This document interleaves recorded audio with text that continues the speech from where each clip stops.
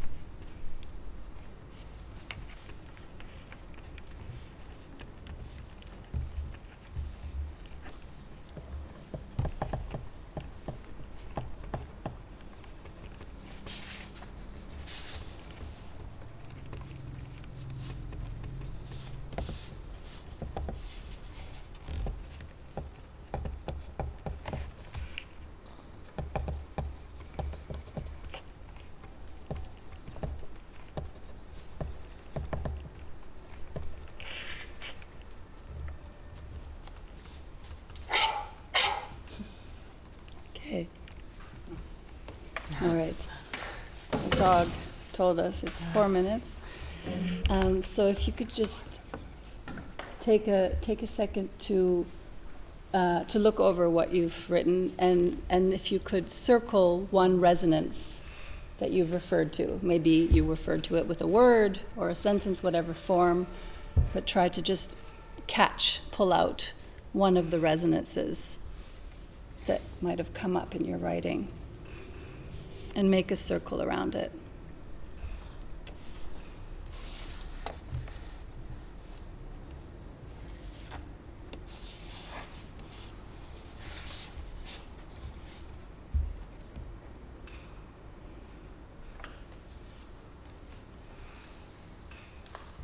Sorry, did you say one sentence or one word? One resonance, whatever. Right, yeah. Yeah. One resonance. It's a circling of resonance.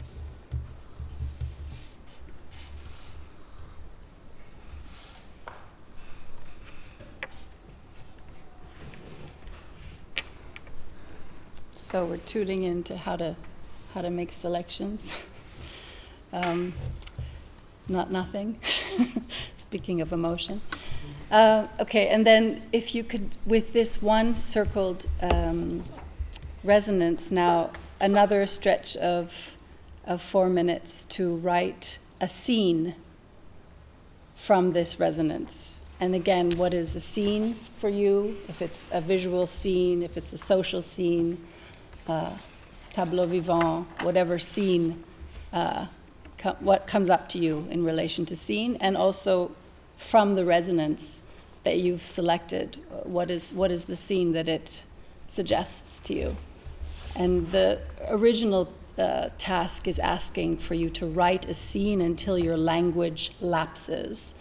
But I'm going to measure it now to 4 minutes. But just to have that as if you were writing until the language is no more.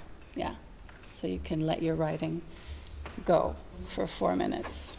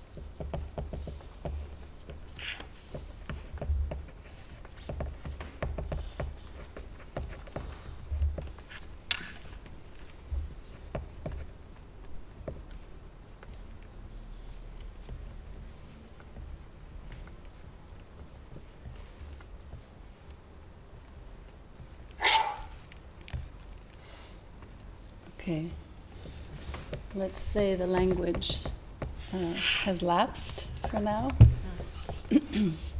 And now if you could underline one sentence from your scene, that would be great. So just an underline, and if you, once you've underlined it, you can copy it out onto one of these papers, and I'll just pass them around. So take a look at your scene, and based on any logic, make a selection of one sentence, and then underline it and copy just that underlined sentence onto one of these papers. But is it fine? Sorry. It's fine if it's another language. Yes. Totally fine. Yeah, because Just okay. just that we could then other could read, that we could read it, that it's All right. legible. I say that mostly for myself because I write in scribbles. Yeah, but yeah, any yeah. language, yeah. All right. So the one sentence, the two one sentence. Just the last sentence. The last. Sentence from your scene. The last. Sorry. last- The the one two. sentence that you selected, not the resonance. Just the sentence that you select In the from your compound. scene, From the scene. Yeah. from the scene. Yeah.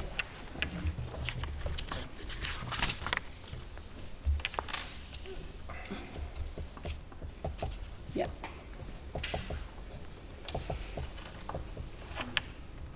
Is there enough? Yeah.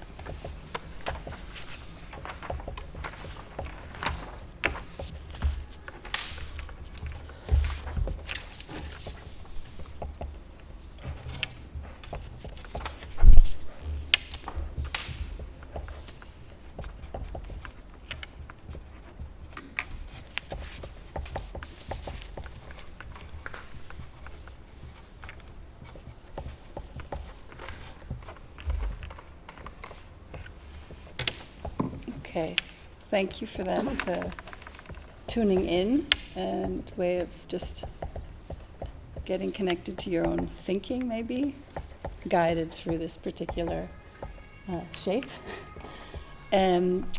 We will come back to the papers, but I want to continue on with, I wanted to introduce and read from a little text. And I wanted to invite you to make notes while you listen. Maybe you're anyway doing that, but it's an encouragement. And that can be, half words, things that you don't hear, things that you hear, things that are new to you. Maybe it's a drawing, whichever form of notation works for you. So just an invitation for that while I'm speaking and reading, you can do that. And you're also very welcome. These pieces of loose papers with pieces of text on them are little pieces of text that come from what I'm going to be reading you. And all these publications here are also connected to the text. So they're related, and you're very welcome to look through, read, while listening, while not listening, however you want to navigate that. It's an invitation for a parallel activity, if you like, however you like, yeah. And we can pass things around, see how it goes. Britta? Paper? Blank paper? Blank paper. Yeah. Voila. Yeah. Okay, so the text I want to share with you was just published with Hout, which is a performing arts organization in Copenhagen that Alice is also contributing to. And this is their third publication. The first one was about artistic research. The second was about artistic residencies, and this one is on processes and how to make them visible, how to write about them, etc.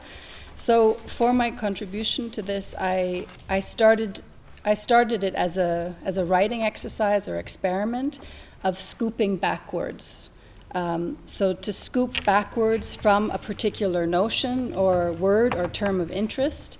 And I did this to honor the digressions of telling before you tell the thing. So rather than starting from the thing and going forward, how does it affect my telling, my writing, my thinking when I scoop backwards? So how did I get to that? What came along my path to get to that? So another way is to think about maybe it's, either the digressions of telling before getting to the telling, or actually telling through digressions. And in this scooping back mode, the thing that I wanted to tell about was indexing. Indexing, quick, I guess everyone has different senses of what indexing is. Super simple example, the back of a cookbook, all the recipes organized through different vegetables, all recipes with aubergine, for example. So that's not the only kind of indexing, but just to kind of say that's towards the indexing that I'm referring to. And I'm thinking about indexing as a compositional strategy for finding new forms through reaccessing, reordering, and bypassing summarizable conclusions. So that's the thing that I wanted to try to scoop back from. Indexing as a compositional strategy for finding new forms through reaccessing, reordering, and bypassing summarizable conclusions. The title of the text is from the end of one of John Dewey's poems. It's one of his secret poems that were supposedly found by a janitor 100 years ago in the waste paper basket of his university office. And the end of the poem is the title of my text, and it goes like this: short this song, but its practice long. So I've been referencing this sentence for some time, and it's been hanging around me for a while, and it holds a lot of resonance for me. And so just allow me to riff a little bit on this sentence. Shortness as a form of longing, something pulled out of a longer series, like what an index also does. A brief composition enabling an ongoing practice. A morsel that holds more than it seems. A focus or a capsule of attention, partly dislocated from intention. Engaging in activities without knowing why or what's next, maybe a little bit like the task that you just did, and emphasizing iterative compositions. This is all connected still to short this song, but it's practice long. Postponing summaries, and this one is a little poem from Shinkichi Takahashi, translated by Harold P. Wright. Inside of a potato, there are mountains and rivers. So, for me, that's like a partner to short this song, but it's practice long. Inside of a potato, there are mountains and rivers. Okay, so that was my little riff on the title, and now I will read this text for you, and then we'll move on to another little thing. Okay. So, short this song, but it's practice long. There's this book, dark blue, about 2 or 3 times the thickness of a typical novel. Embossed on its front cover are 3 constellations of letters. A swoop of letters spell, here it is, a swoop of letters spell cloud, with the D at the highest point. 3 E's form a triangle, and a small parallelogram is shaped by an H, a T, an R, and a Th. The title of the book, which is also on the book's spine, can be detected through a nonlinear reading across of the letters. And it reads, Cloud, the 3. The pages between the hard covers show up with a lot of open space. Brief strings of words, followed by a comma and a number, appear on each page, mostly one at a time, sometimes clustered together with one or two other word strings. Each entry is ordered alphabetically and positioned in gradual ascending and descending succession across the pages. The origins and process of this language are first revealed in a small note at the back of the book. Quote, "The preceding text is an index of John Dewey's Reconstruction in Philosophy, New York Beacon, 1920, written by Helen Mira in 2005-2006. In the afterword, poet Lynn Haginian describes Mira's approach by quoting Dewey's call for a reconstruction of philosophy formed from the stresses and strains of radically changing communities in place of philosophy grounded in establishing eternal truths. Quote, "In Cloud the 3, Helen Mira has taken up such a very different kind of reconstruction, one that directs us back to John Dewey's seminal 1920 book, being an index to it, while at the same time giving it a new conceptual form. The form is, in essence, sculptural, an embodiment of stresses and strains." People can peek if they want to see what I'm describing. Okay.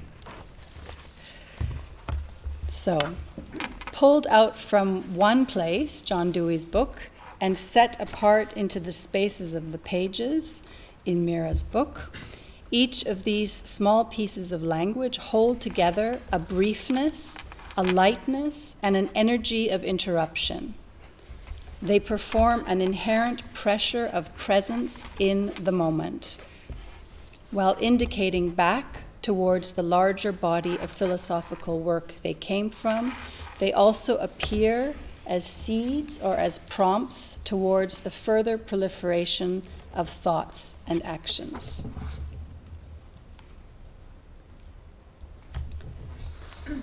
In her book, Plans for Sentences, over there, Renee Gladman's drawings, Adrian can hold up, it'll help actually if you can hold it up because it's a tricky thing to describe. Thank you, Adrian. Renee Gladman's drawings are present as future sentences. Each one is set next to a series of written plans. The plans are sentences that are written from the perspective inside the drawing, describing what the drawing as a future sentence plans for. Shall I say that again? Yes. Okay, so the drawings are present as future sentences.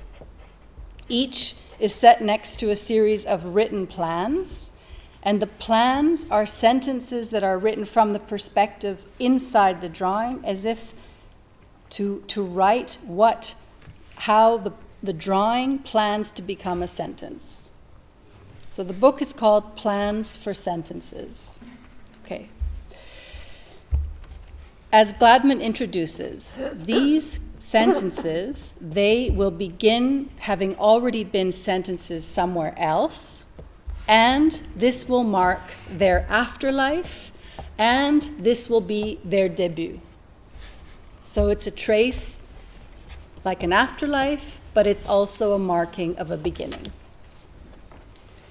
The physical presence and the movement within and between these sentences of Renee Gladman resonate for me with the temporal directions of time in Mira's indexical poems, like portals simultaneously signaling towards past and future. Another example of making space on the page for something which has already had a past happening somewhere else is Vadamo Press's series of essays. This is one of them. And this series is called Gestures. Jonathan has one also called Writing Dance. So these are small, thin-spined books, as you can see, gray with colored metallic titles. Each one has a different color of metallic writing on the top, on the front. And they hold single essays, mostly, more or less, often written by choreographers. So editors Mette Edvardsen and Judun Peters describe that Varamo Press embraces, this is quote, embraces the unexpected and values the arbitrary circumstances in which writing comes into being. Snatching, wording, printing, it gives paper form to various kinds of literature that have a fleeting life elsewhere.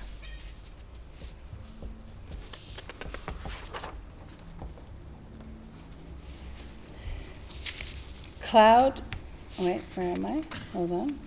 Yeah. Cloud the 3 has accompanied me in teaching and residency situations, mainly in choreography and performance contexts, for over a decade. It has inspired me to think about the practice of indexing as a way to re-access what is already there, through an alternate decision-making process that is indirect, less obvious, at first glance less intuitive, and at most times surprisingly more personal. In collective study situations, we, and the we I'm referring to is mostly a European context, performance, artist, research colleagues, students, and friends, we gather things from each other, from conversations, books, various embodied writing practices, observations and impressions, often as notes in our notebooks. Applying a particular indexical strategy to these notions can activate a deviating mediation, like a soft wedge, between the material that has been gathered and any presupposed personal or collective intention for the organizational forms it may take. The things that come together through indexical selections emerge as unexpected compositions. These can open spaces that emphasize more latent qualities, tendencies, relations, and meanings between the material, its sources, the one or ones gathering, and the one or ones indexing. There's another example of indexing in the Gorgeous Nothings that Matteo's looking at now. This is a visual compendium of Emily Dickinson's envelope poems. The slips of paper that were reused and reshaped for her to write on are grouped towards the back of the book through the physical characteristics and the traces from prior use. So who the envelope was addressed to before, etc. The co-editor of this book, Jen Bervin, defines Dickinson's envelope writing as small fabric, referring to envelope number A63. So here's one of Dickinson's verses. Excuse Emily and her atoms, the North Star is of small fabric, but it implies much, presides yet. When we say small, writes Bervin, we often mean less. When Dickinson says small, she means fabric, atoms, the North Star. The indexical assemblage in The Gorgeous Nothings extends a way of reading Dickinson's manuscripts that emphasizes the processes inherent in their material presence. Okay, a little bit more. In my choreographic publication, This Fantasy's Art, the orange one circling around, developed with Isabella Borsica, Sara Kaman, and others, the third section is called Tales. And in this section, we activated an indexical approach. We re-accessed the processes from the first two parts of the publication through aspects such as all questions and all drawings in our notebooks from developing the publication, or images of the studio space, or the interstitial language between the sequence of descriptions, or the artifacts that are missing. This compositional logic of indexing emphasized a reorganization of the processes rather than a unified editing into summarized conclusions. Things resembled more of a workbook, suggested lateral reading paths, and appeared to double as document and invitation. The second section, called Spine, of this same publication, holds traces and descriptions and artifacts from a circuit of writing and performance processes that took place amongst 4 performance artists. Each process was rendered as a 100-word description, and this is applying the collaborative writing practice that I mentioned quickly from Kathleen Stewart and Lauren Berland's project, the book called The Hundreds, which is there. This weaves writing from more than one person into accounts of 100 words. So the practice considers notions of ordinary affect, which also relate to adoxography, the practice of wrong writing, that elaborates descriptions of supposedly unworthy things. And as iterative compositions, the series of 22 100-word descriptions in this second section emphasize a pocket of concentration within a longer sequence, exposing a certain multivocality and a lateral interconnection across and between the smaller parts. The first section of the publication is called Head, and it has compositions formed from the practice of commonplacing. This is an activity of bringing small pieces, one could call it fishing, from different sources, in this case books, into proximity with each other. It resonates with the notion of the good neighbor, as theorized by Giorgio Agamben, and guiding Abby Warburg's Labyrinth Library, in the sense of finding something by accident next to the thing that you're looking for. I selected, for the beginning of this publication, I selected 3 books with which to commonplace. One was This Little Art, the other is Fantasies of the Library, and the other is Art as Practice, Art as Object. Those are also all here.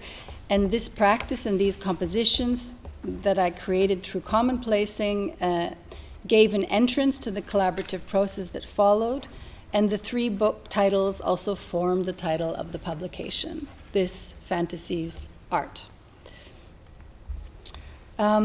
Just a few more words about this project. It's investigating public formats to attend to actions and felt durations that develop through transversal practices of reading, writing, and performing.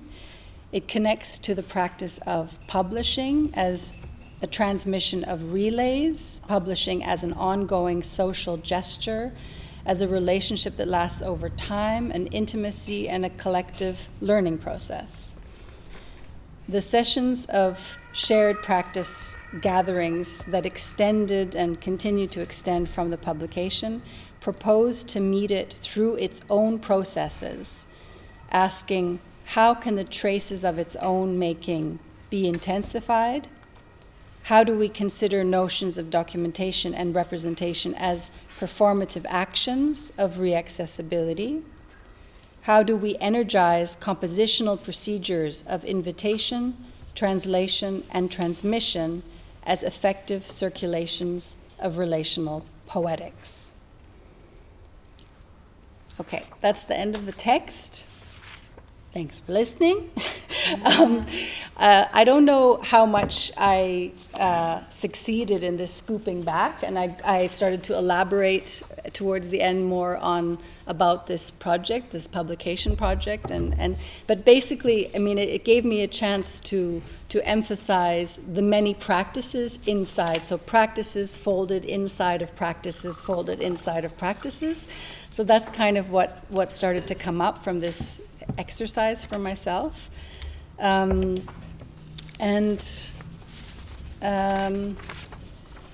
yeah, I think just to name some of the practices that came up, just to say them again.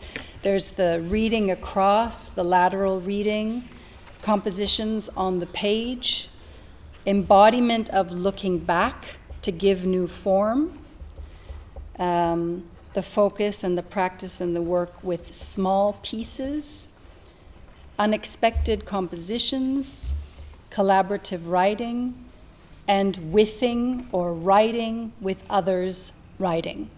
So those are some of the things that I wanted to touch on in that text. And then I thought we could do another little task, which is, hopefully kind of companioning some of the things I've just brought forward to you. And that would be if you could now take a glance to your notes that you've made. Maybe it's just a mark, a word, a sentence. If you could pull out one or two, so it could be a single thing or a combination of two, and have it land on one of these on one of these papers, that would be great. I will pass these around, any color you want. So a single or a combo pulling out from your notations. Again, just to practice that pulling out action, selection, without knowing why or where it goes.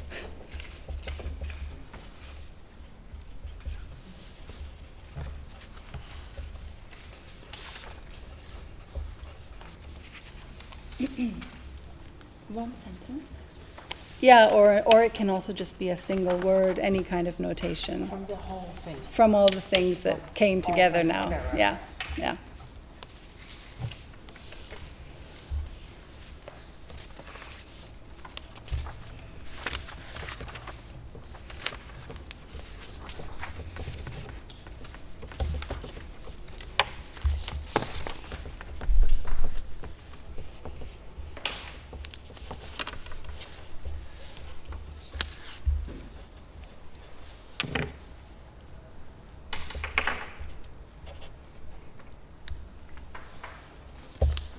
Mm-hmm.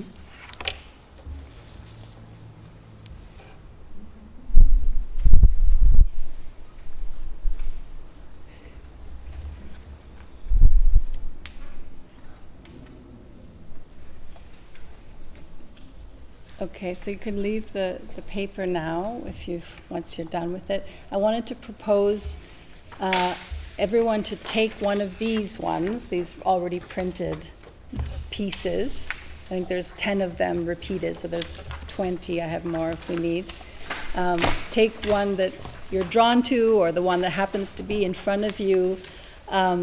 There's more here if you want to change.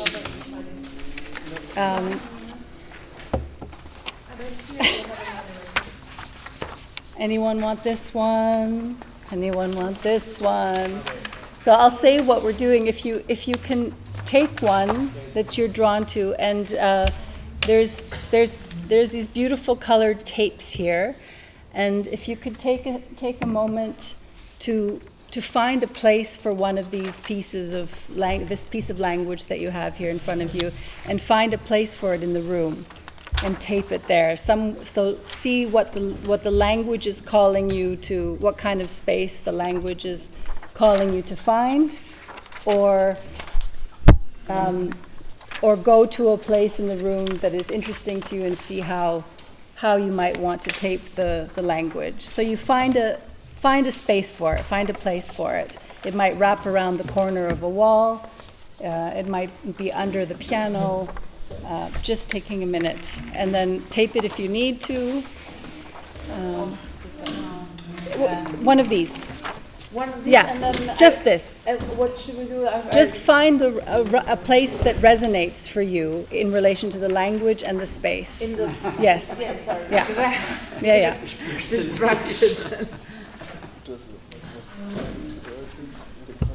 Das Train heißt Druck, also Zug heißt es eigentlich. Das ist nichts Linguistisches. Sorry? Yeah, you can take two. You can place two. If you're drawn to another one, go ahead and place two if you want. Just take a minute to find the right place. Whatever that might be for you.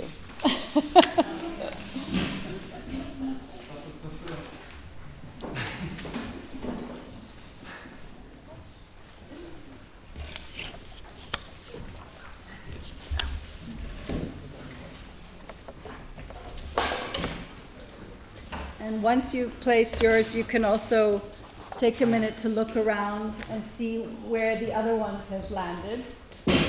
Some are outside, I think. So we could just take a minute to see how they've gotten activated in their place.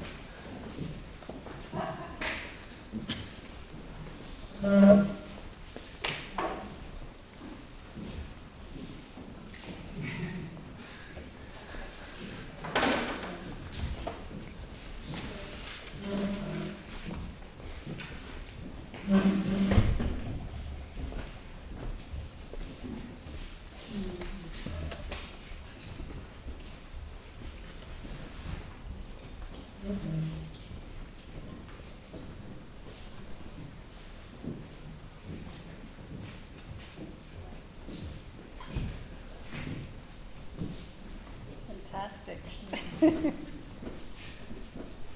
And now we add another layer. You can go back to your pieces. There's the purple piece and the other color. So it's the sentence from your scene and the little notation. And they don't have to stay together, but you can see where they might want to land, so you can tape them onto these A4s. So you're adding a second layer to the spatial and the visual language.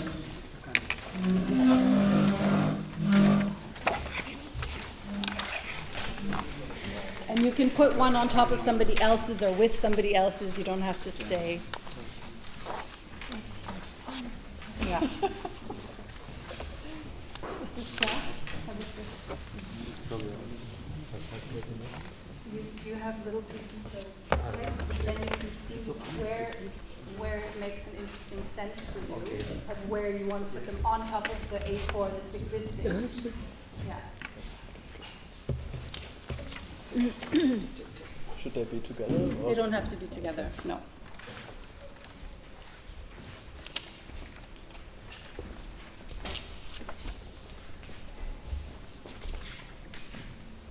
Also the sentences from... Yeah. I mean, if you don't find the right place for it, it doesn't have to go away. And then again, take the time to take a look what's been written.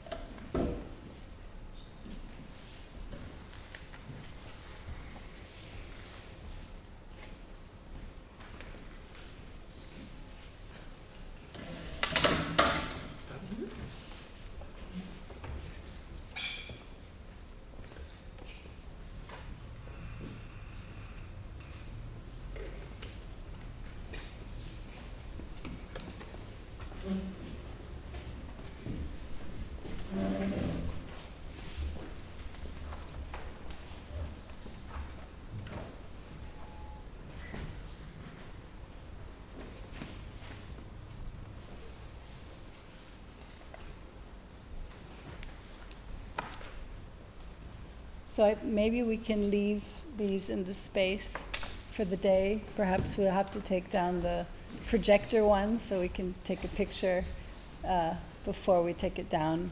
But if it's okay with people to leave them for a while in the space, that would be nice. And I would also put the books off to the side on a table, or actually this stays here anyway. So the books can stay if people, you're welcome to keep peeking through things. Thank you for that. That was, a little taste of the kind of tone of attentiveness, what comes from this kind of collective composing, and this temporal shifting, that I feel it like a temporal shift of the pieces that I pulled out from my text before coming here today, layered into a place in the space, where it talks to, a place in the space, your piece from a sentence of writing a scene, from ordinary, thinking around resonance of ordinary, and then traces of the notes that you made from looking at things or from listening to the text, and just to see how they fall into a kind of temporary collective composition. Is what I wanted to kind of share and activate with you. I also hope that this can be, also with staying in the space, a kind of a way of lingering on with some of the thinking that I proposed. Maybe it's a kind of a way of feedbacking or digesting what I was sharing with you. But of course, I think we kind of have to wrap up soon. If anyone has something they need to share or want to share now, I think we could take a few minutes, but otherwise maybe there's things that can be brought into the talk at the end of the day. Yeah. If there's any questions or thoughts. Thank you. Yeah. Thank you.